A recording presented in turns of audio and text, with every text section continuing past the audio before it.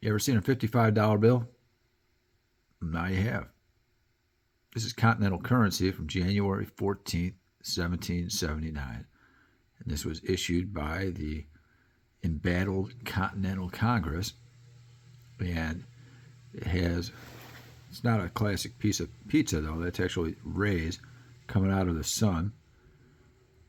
The Latin legend around there is post nubile ex phoebus. I don't know what that means. Something about being young, probably. The sun shining on the land. Either way, these were the source of the later expression, not worth a continental, because let's read what the bold promise is for the $55. You got to think, too, what $55 in 1779? How much are we talking about? A lot.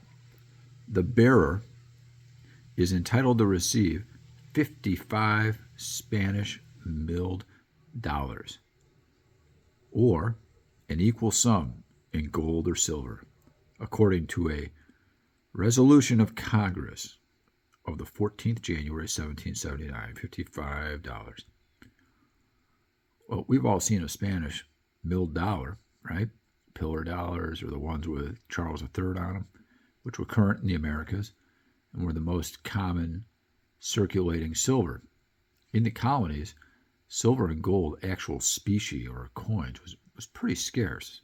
Even at this point, the further back you go, the scarcer it was. And sometimes earlier notes from during the time of the George III actually being the king before the Revolution, they referred to shillings and pence. But this was sort of their breakaway reference to what became the U.S. dollar, essentially, was the Spanish milled dollar. And so 55 silver dollars, that's real close to what we call a silver, like a peace dollar or a Morgan dollar as far as silver content. Let's call it 0.7 of an ounce actual fine silver. So if you get 55 of those, that's a lot of money. You can compare that now. I mean, silver is over $80 an ounce. And I'm not going to do the math, but we're talking, thousands of dollars. So $55, a substantial sum. And the complaint was by the colonists often that the Continental soldiers who would come foraging for food, equipment, stuff for the army as it moved around would come and tell people, "I'm going to need that cow. Here you go. What are you complaining about? I'm giving you $55. That's a ton." And of course, they would accuse a person of treason if they wouldn't accept this for their actual stuff. And the problem, because this would be a great amount of money, is that they ended up defaulting on actually making these exchangeable for the silver or gold. And it's a common theme, isn't it, historically? So here we go. America says North America. It's kind of a magic eye. North America.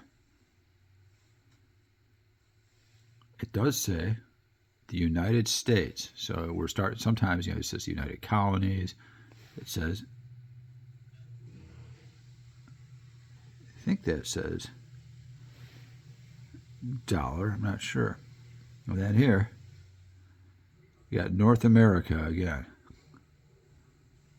And then here, United States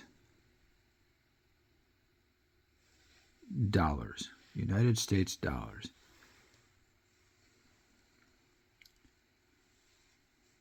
The reverse,